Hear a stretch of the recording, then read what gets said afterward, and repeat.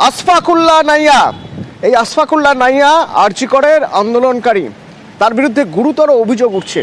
পড়াশোনা শেষ না করেই নাকি চেম্বার খুলে বসেছিলেন আশফাকুল্লাহ নাইয়া। সুস্মিতা রয়েছেন আমার সঙ্গে। সুস্মিতা, তিনি স্পেশালাইজেশন এখনো পর্যন্ত তার পড়াশোনা শেষ হয়নি, তার আগে চেম্বার খুলে বসেছেন। তো এটা জানার পর মেডিকেল কাউন্সিল কোনো ব্যবস্থা নিয়েছে এখনো পর্যন্ত?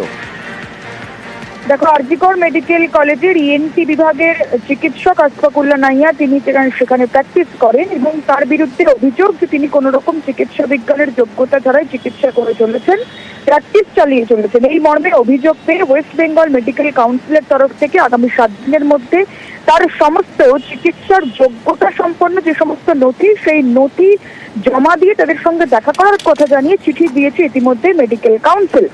এবং আশফাকুল্লাহ নাইয়া, তার সঙ্গে আমরা যোগাযোগ করেছিলাম। তিনি যেমনটা জানাচ্ছেন যে আরজিকর মেডিকেল কলেজেই তিনি রয়েছেন এবং তার বাড়ি কাকদ্বীপে, সেখানে সকাল থেকে একদল পুলিশ দিয়ে তল্লাশি চালায় বলে অভিযোগ করছেন চিকিৎসক। তার বাড়ির সদস্যদের হেনস্থার অভিযোগও আনছেন এই চিকিৎসক এবং এই জুনিয়র চিকিৎসকের স্পষ্ট অভিযোগ প্রশাসনের বিরুদ্ধে। তিনি বলছেন বৃহস্পতিবার সকালে 30 থেকে 40 জন পুলিশ কর্মী আচমকায় তার কাকদ্বীপের রামতনুনগরের বাড়িতে গিয়ে হানা দেয় এবং তল্লাশির নামে তছনছ হয়েছে বলেও তিনি অভিযোগ করছেন।